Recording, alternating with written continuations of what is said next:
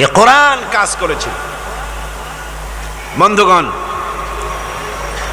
আজ পৃথিবীর মানুষেরা কলেজে, বিশ্ববিদ্যালয়, মাদ্রাসায় সিলেবাসের অনেক বই পড়ে। সিলেবাসের এত বই পড়ার পর চরিত্র কি হল, মানুষকে কি দিতে পারলো? আপনারা আমাকে বলেন, বর্তমান শিক্ষা ব্যবস্থা, কলেজগুলি, বিশ্ববিদ্যালয়গুলি, পৃথিবীর যে কোনো বিশ্ববিদ্যালয়গুলি পৃথিবীর মানুষকে কি দিল? অধিকাংশ ক্ষেত্রে জনগণকে উপহার দিয়েছে সন্ত্রাস, দিয়েছে হাইজ্যাক, দিয়েছে লুটেরা, দিয়েছে ডাকাত, দিয়েছে জেনাকার, দিয়েছে মদখোর। সব যে তাই হয়েছে তা নয়, কিন্তু বেশিরভাগ ক্ষেত্রে শিক্ষাঙ্গন থেকে এগুলি উৎপাদন হচ্ছে। আর সাহাবায়ে কেরাম রিদওয়ানুল্লাহ তাআলা আলাইহিম আজমাইন, তাদের সিলেবাসে মাত্র কিতাব ছিল 2খানা। তাদের সিলেবাসে কিতাব ছিল কয়খান? মাত্র 2খানা কিতাব।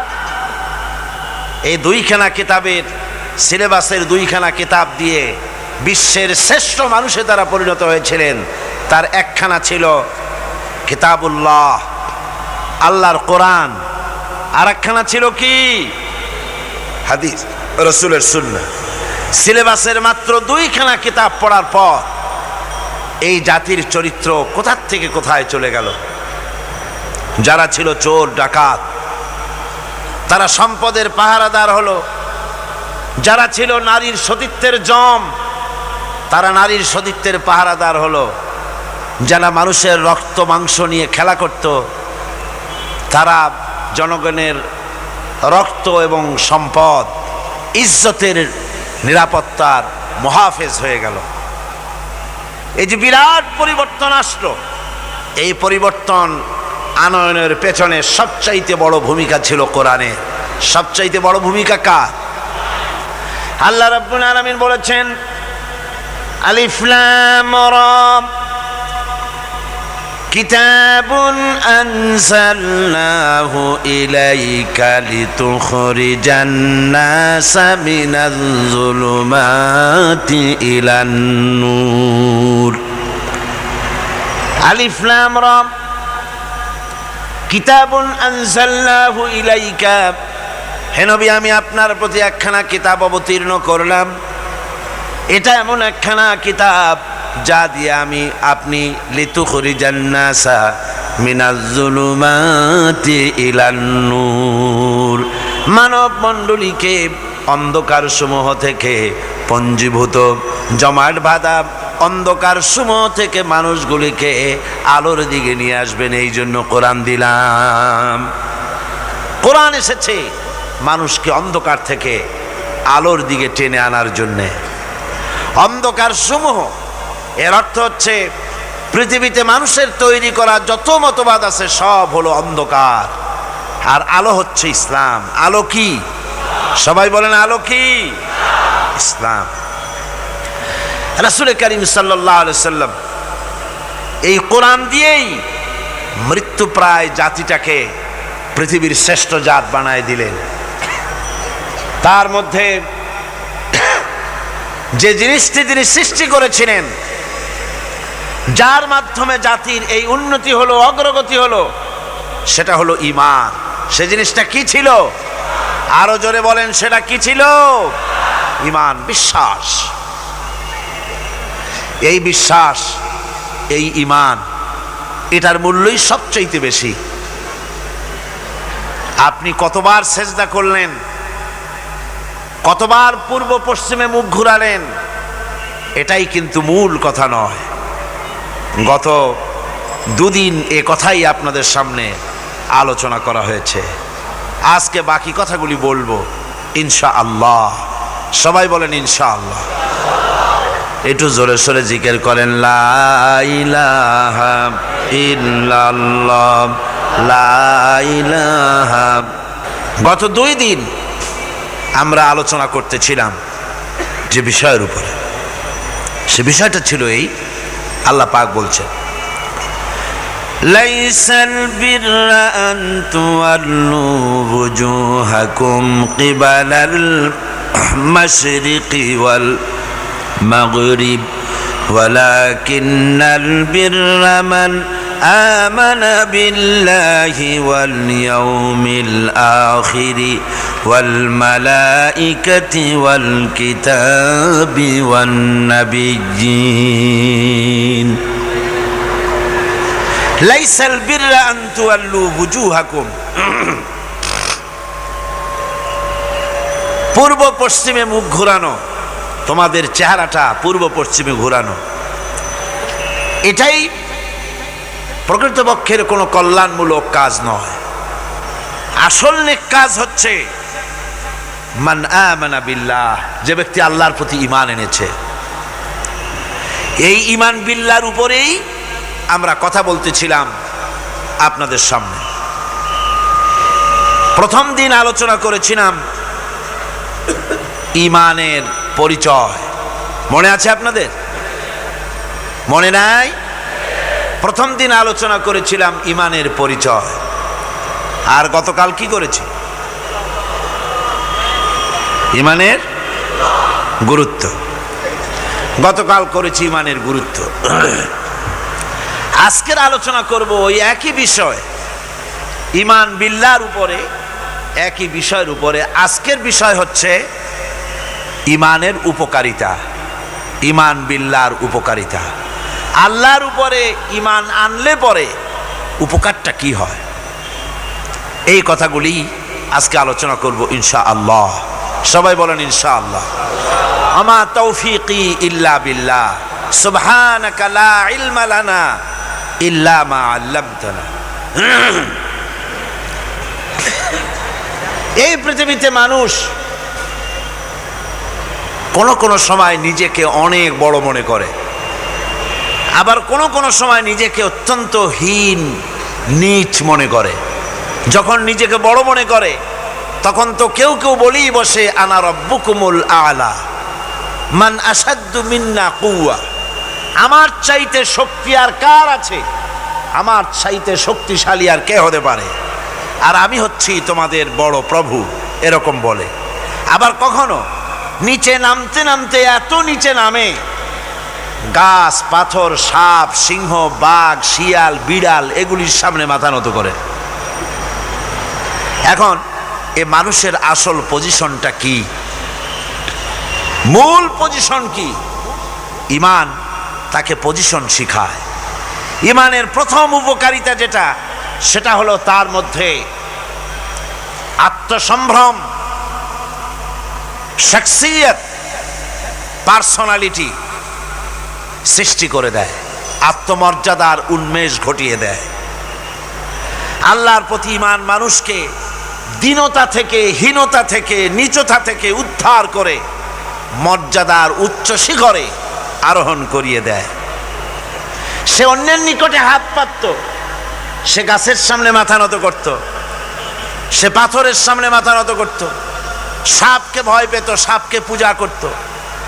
কিন্তু যখন এই মানুষটি আল্লাহর উপরে ঈমান আনলো, যখন এই মানুষ পড়ল লা ইলাহা ইল্লাল্লাহু মুহাম্মাদুর রাসূলুল্লাহ, জোরে পড়েন না, লা, মাইকটা আমার কানে আওয়াজ আসে না, কি জোরে আওয়াজ হচ্ছে, সেই জন্য আমার অসুবিধা হচ্ছে। এমন হওয়া উচিত যাতে আমি শুনতে পাই। এই কালেমা যখন পড়ল তখন সে নিজেকে চিনতে পারল, সে বুঝতে পারল যে আমি যাদের সামনে মাথা নত করি, যাদের সামনে আনুগত্য করি, এগুলি তো আবার আর একজনের গোলাম। আল্লাহ রাব্বুল আলামিন কোরআনে কারীমের মধ্যে বলেছেন ইয়াবতাগুনা ইলা রাব্বিহিমুল ওয়াসিলা। আল্লাহ পাক বলেন যারা নাকি মানুষগুলি যার সামনে মাথা নত করে, যাদেরকে প্রভু বলে, দেবতা বলে, উচ্চ শক্তি সম্পন্ন মনে করে, যাদের পেছনে ঘুরে যাদের কাছে হাত পাতে, তারাই তো আবার আল্লাহর কাছে যাওয়ার জন্য ওসিলা তালাশ করে। সুতরাং তার ভুল ভেঙে যায়, সে তখন দেখতে পায়, সে তখন বুঝতে পারে যে একজন এমন শক্তি আছে একমাত্র তার কাছেই মাথা নত করতে হয়, আর কারো কাছে করা যায় না।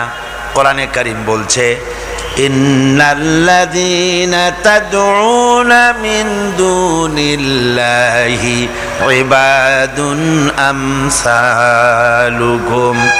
আমি আল্লাহকে বাদ দিয়ে তোমরা যার অনুসরণ করো, আমি আল্লাহকে বাদ দিয়ে তোমরা যাকে ডাকো নিজের হাজাত পুরা করার জন্য, নিজের উদ্দেশ্য পুরা করার জন্য, মনস্কামনা পূর্ণ করার জন্যে আমি আল্লাহরে বাদ দিয়ে যাদের ডাকো, ওরা তোমার মতো আমার গোলাম। তুমি যেমন আমার গোলাম, ওটাও আমার গোলাম। তুমি সূর্যের পূজা করো, সূর্য তো আমার গোলাম। তুমি চাঁদের পূজা করো, চাঁদ তো আমার গোলাম। তুমি তো গরু পূজা করো, গরু আমার সৃষ্টি। তুমি তো মাটি দিয়া তৈরি করা মূর্তি বানাইয়া পূজা করো, মাটি তো আমার বানানো। তুমি কাঠ দিয়া পাথর দিয়া মূর্তি বানাও, এগুলির সামনে মাথা নত করো, ওগুলি তো আমার কাঠ আমার পাথর সব আমার। আর আমার গোলামগুলির সামনে তুমি নিজে গোলামি করার জন্য মাথা পেতে দাও, ওই গোলাম তোমার কোনো উপকার করতে পারবে না। সুতরাং আত্মমর্যাদা সৃষ্টি হয়ে যায়, শখসিয়ত পয়দা হয়, পার্সোনালিটির সৃষ্টি হয়। ইমানের এটা সবচাইতে বড় উপকার। মানুষ হীনতা থেকে, নীচতা থেকে তাকে ঊর্ধ্বে উঠায় আনা হয়।